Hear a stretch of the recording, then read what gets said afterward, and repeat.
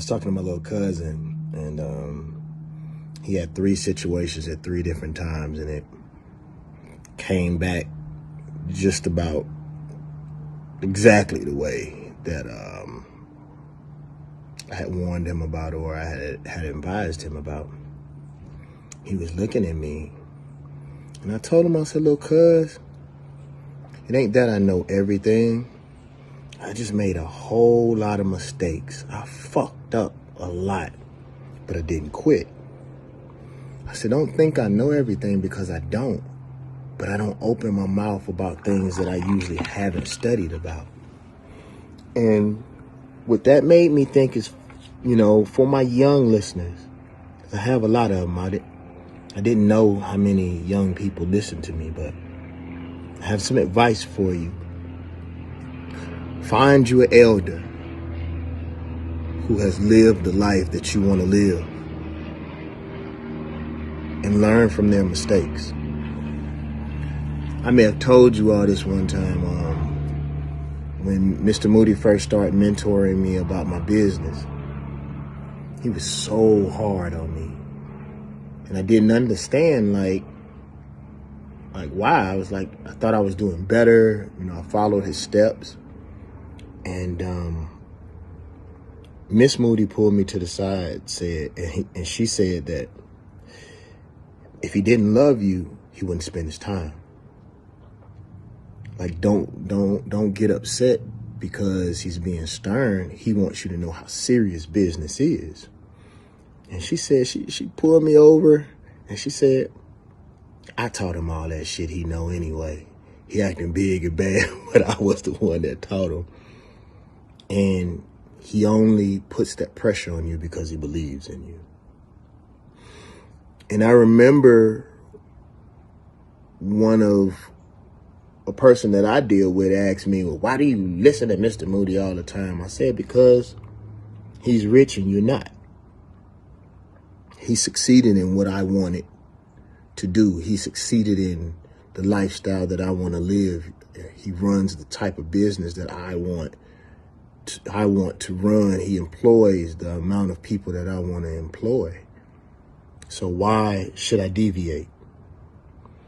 Our ego will push us into believing that we have the answers. And if we really had the answers, we wouldn't need a mentor. We wouldn't need help. So my opinion is that do it the way they say do it until you reach success. And then once you reach the success you want, then you can play with it and you can make it your own. But why deviate? Because if you deviate from the equation, then when you don't reach your goal, you can't really go back and ask them questions because you didn't do what the fuck you were supposed to do. And another thing is that for those youngsters who have successful mothers and fathers, don't fight your lineage. Your parents' hard work was put in so it could be easier for you. I wish, I had parents or family members who could have put me in a position where I could have started from here instead of here. Sometimes people who don't have what we have, and sometimes, like I said, our ego makes us think that we have to fight against something that's inherently ours. I told a friend of mine one time, I was like, "Bro, you're worried about getting out of the shadow of your mother." I was like, "Well, she's gonna die soon. The odds are you're going to live longer than she is. So even if not, but by that." But I was like, your mother's success is not a shadow. It's a building block for you to step on. It's a building block to raise you and pick you up. So don't allow your ego or other people to talk you out of something that's a blessing. The youth were meant to be the body and the strength. The elders were meant to be wisdom. Like, we are descendants of original people. And what you strive for is to be old. What you strive for is wisdom. And that comes through years of experience, years of mistakes, and years of getting things right.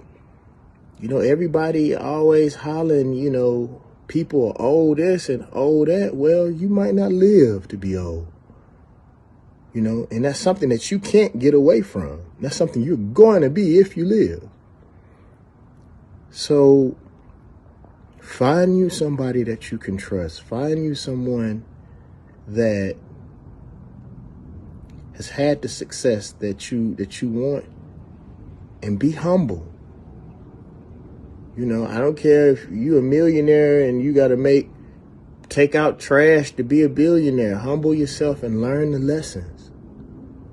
Find you somebody that can teach you, someone that has wisdom, and keep them around you. Make them proud. You feel me? It's my opinion. Thank you.